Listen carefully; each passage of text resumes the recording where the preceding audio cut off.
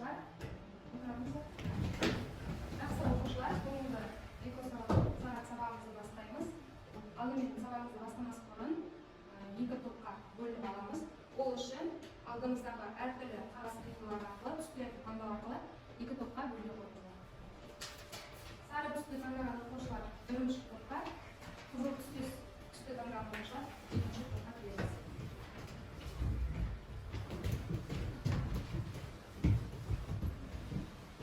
Жайғасып болсақ оқушылар, сабағымызды бастаймыз. Бүгінгі біздің тақырыпты ашу және тақырыптың мақсатын ашу үшін мен сіздерге осындай суреттер қиындыларын ұсынамын. Суретке қарап, бүгінгі тақырыбымызды анықтайық. Жануарлар экологиясы. Жануарларды қорғау. Және де қызыл кітапқа енген жануарлар. Қызыл кітапқа енген жануарлар. Жарайсыздар оқушылар, бүгінгі біздің тақырыбымыз жануарлар экологиясы. Бүгін ақпанның 16-сы. Күннің жарысы және тақырыбымызды жазамыз. Хабарымыздың мақсаты жануарлар әлемінің сан алуандылығы, тіршілігі, оларды қорғау туралы түсініктерін қалыптастыру және жануарларды қорғау жобаларын ұсыну. Тақырып пен сабақтың мақсатын толық жазып аламыз. Жақсы, жазып болсақ оқушылар, барлық назарыңызды экранға аударыңыз. Жануарлар экологиясы бұл экология ғылымдарының ішіндегі ең үлкен маңызды салалардың бірі болып табылады. Қоршаған ортада болып жатырған антропогендік факторлар жануарлардың тіршілігін өзгертіп, тіпті кейбір жануарлардың жойылып кетуіне де әкеліп соғады. Бұндай антропогендік факторларға біздер адам әрекеті нәтижесінде пайда болған технологиялық және тұрмыстық қалдықтар, сонымен қатар радиоактивті заттардың әртүрлі табиғатта болып жатырған апаттардың әсерінен ауаның, ландшафт құрамының бұзылуы, топырақтың ластануы жануарлар әлемі мен өсімдіктер дүниесінің өзгеруіне әкеліп соғады. Мысалы, 20 ғасырдың 50-ші жылдарындағы болып өткен Қазақстандағы тың және тыңайған жерлерді игерудің нәтижесінде сол өңірлерде өмір сүретін омыртқасыз жануарлардың 70%-ға жуығы жойылып кеткен. Ал одан кейінгі Арал теңізінің тартылуына байланысты ондағы өмір сүретін бағалы балықтар құрып кетті. Және де өзіміздің Каспий теңізіндегі өндірістік қалдықтарды төгу Каспий теңізіне бұл Каспий итбалығының жаппай қырылуына әкеліп соқты. Сонымен қатар оқушылар, біз барлығымыз бірлескенде ғана табиғаттың фаунасын жоғалтпай, болашақ ұрпаққа аманат етіп тапсыра аламыз. Бұл табиғаттың бізге берген байлығын, фаунасын сақтау үшін біздер бірнеше қағидаларды, ережелерді ұстануымыз керек болады. Мысалға айтатын болсақ, темір жолдар, тас жолдарды, құбырлар, каналдар, бөгеттер салған кезде жануарлардың дағдылы жүретін жолдарын бұзбай, сол қалпында сақтау керек болады. Екіншіден, жаңа елді мекендер, кәсіпорындар, басқа да құрылыстар салған кезде жануарлардың өмір сүруіне қажетті жерлеріне қол тигізбей, сол қалыпта сақтау керек. Тағы да бір айта кететін қағида бұл әрбір жануарды тіркейтін жануарлар дүниесінің электрондық базасын құру. Сонымен қатар, жануарларды жұқпалы аурулардан сақтау және оның алдын алу, жұқпалы ауруларға шалдыққан жануарларды қорғау, онымен айналысатын әртүрлі әдіс тәсілдерді қолдану, ветеринария саласы, ветеринария ғылымын дамыту және білікті мамандардың даярлау қызметтері жатады. Ең соңында оқушылар жануарларды қорғау ұйымдарын немесе орталықтарды әр қалаларда ашу мақсаты туындаған. Сонымен қатар біздерде оқушылар жануарларды қорғау мақсатында біздің мемлекетімізде қорықтар ұйымдастырылған. Қорық дегеніміз бұл не еді оқушылар? Жануарларды және Жануарларды қорғау үшін ашылған.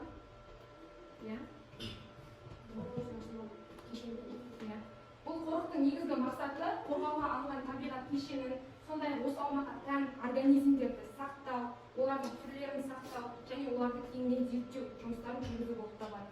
Қорық аумағына шаруашылық қызметтер жүргізуге тыйым салынған. Сол сияқты оқушылар, бізде де өзіміздің жергілікті жерімізде Үстірт қорығы бар.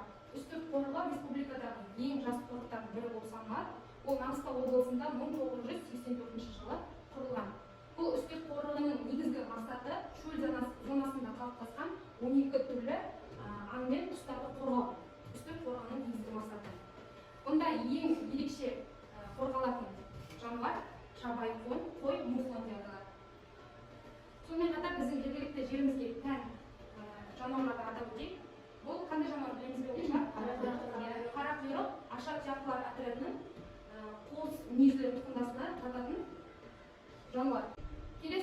екені бұл итбалық. Каспийдегі жалғыз сүтқоректі жануар итбалығы. Каспий итбалығы атына заты сай, сондықтан Каспий маңындағы елді мекендерде мекен етеді. Келесі бізде ақбөкен. Бұл Маңғыстау тауларында және үстірт жондарында таралған. Келесі бізде арқарлар. Арқарлар бұл Маңғыстауға тән көріністердің бірі болып саналады. Қызыл кітапқа енген бұл жануарлар Маңғыстаудың сәніне айналған. Олар Оғланды, Бекет ата мешітінің алдыңғы бұлақ бастарында көптеп кездеседі екен оқушылар. Жақсы оқушылар, бүгінгі сабақты арнайы жалғастыру үшін біздер викториялық ойындарды ойнаймыз. Дайынсыз ба оқушылар? Топ басшылары топтарын бағалап отырамыз. Кезек қойылған сіздерге сұрақтар. Бірінші топқа қойылған сұрақ, егер де жауап бере алмасаңыздар, екінші топ жауап беруіңізге болады. Бірінші сұрақтарымыз, бірінші топ. Маңғыстау облысында орналасқан қорық. Үстірт қорығы, тексеріңіз. Жауабыңыз дұрыс, қабылданды. Келесі, оқиғасы тұста кездесетін қорық. Екінші топ сіздердің сұрақтарыңыз. Қорғалжын қорығы. Жауаптарыңыз керек, дұрыс, бәрекелді. Келесі сұрақ. Қазақстанның тұңғыш қызыл кітабы қашан шықты? 1978 жылы. Көреміз. Жарайсың. Келесі. Қызыл кітапқа енген түрлер неше категорияларға бөлінеді? Екі категорияға бөлінеді. Жақсы. Сирек кездесетін жануарларды сақтап қалудың бірден-бір жолы. Қорықтар және де барлық жауап дұрыс.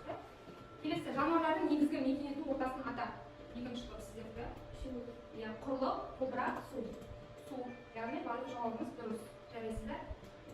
Келесі сұрақ. Жануарлар экологиясының пайда болуының басты себебі аңшылық, антропогендік іс-әрекет, қуаңшылық.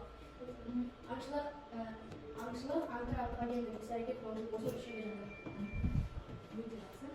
Екінші тапсырмамыз оқушылар, топтық жұмыс.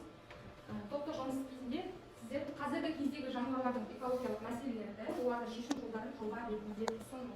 Алдыңыздағы барлық құралдарды пайдалана отырып, өзіңіз қалаған кез келген қызыл кітапқа енген сирек кездесетін қорғауға алынған жануарлар жайында жоба ұйымдастырамыз. Олардың азаю себептері қандай және олардың алдын алу шаралары қандай деген сұрақтарға қансаңыздар болады. Бір немесе бірнеше жануарларды алуға болады. Топ мүшелерін бағалау үшін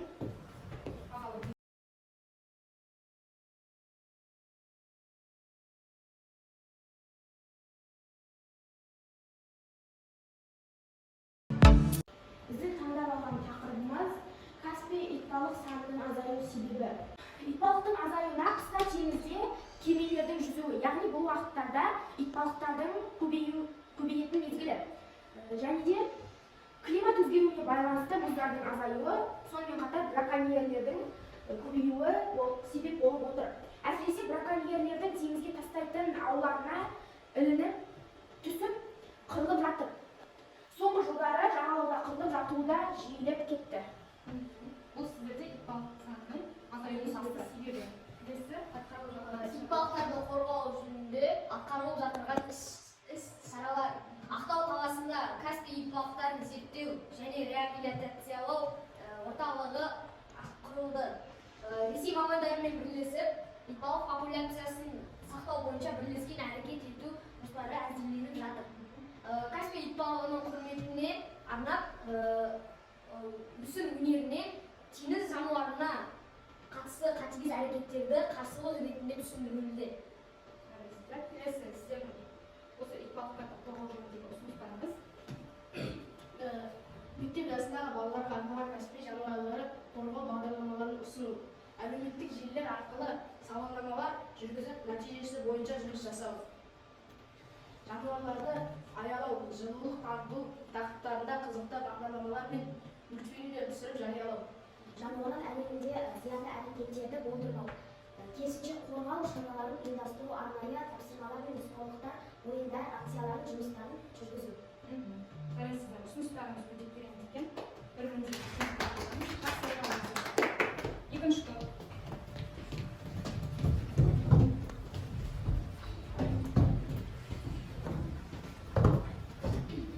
Сізге берген тақырып қара құйрық жануарлардың азаюы.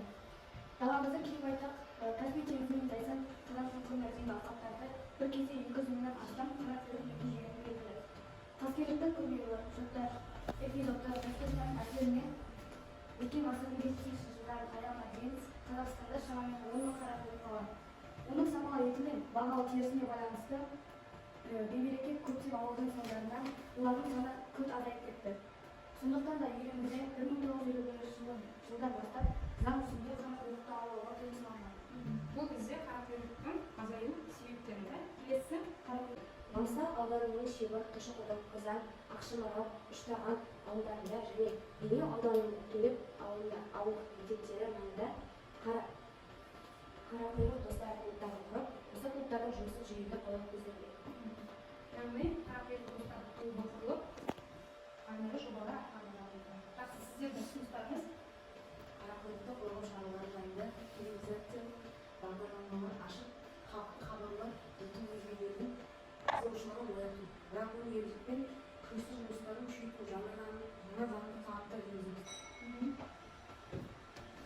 Келесі Қарақұйрықтың мектеп ареналарындағы ауылдарда тұратын мектеп оқушыларында және олар арқылы олардың достарында, туыстары мен ата-аналарында қарақұйрықтың жалпы туған табиғаттың сақталуы үшін арнайы жобалар ұйымдастырылды. жарайсыздар оқушылар, қошемет көрсетіңіз. Жақсы оқушылар, бізде келесі үшінші тапсырмамыз экоквест ойыны. Бұл ойынның мақсаты келесі тапсырмаларға өтуге көмектесетін жауап табу және шарты барлық тапсырманы орындауда ережені сақтай отырып әділ ойнау. Біздің экоквест ойынымыздың тақырыбы жануарлар әлемін сақта деп аталады. Егер біздер қазір сіздерге жасырылған тапсырмалардың жауабы дұрыс әлі нақты табатын болсақ, онда біздер жануарлар әлемін сақтауға өзіміздің көмегімізді тигіземіз.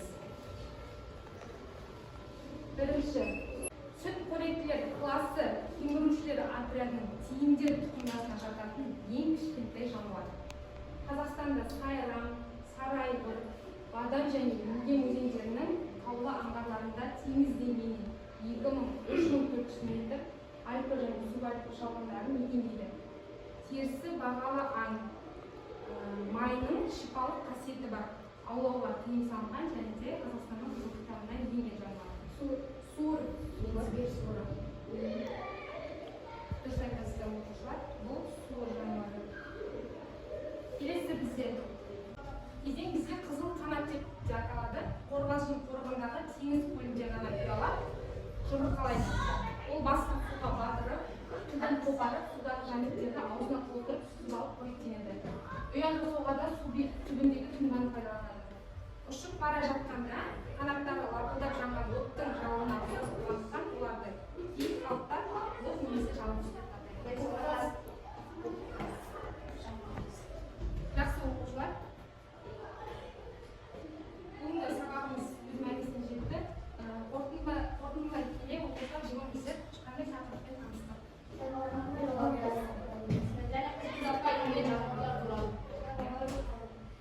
Ең біріншіден жануарларды қорғау жұмыстарын жүргізу кезінде әртүрлі қағидалармен танысқан болатынбыз. Өзіміздің сабақтан алған әсерімізді және де қандай мағлұмат алғандығымызды жазамыз. Егер де тақырып сіздерге түсінікті болса, жасыл түске, сәл сұрақтарыңыз болса, тақырып түсініксіз деп болған болса, сары түске, ал мүлдем тақырыпқа түсінбеген болса, қызыл түске әкеліп қойсаңыз.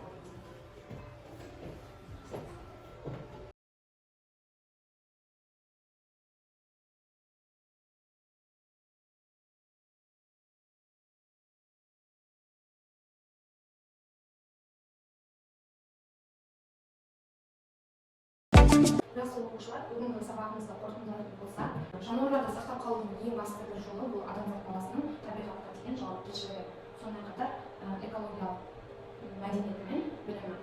Бүгінгі сабақ кезінде сіздер көптеген өзіңізге қажетті пайдалы ақпараттарды алды деп ойлаймын.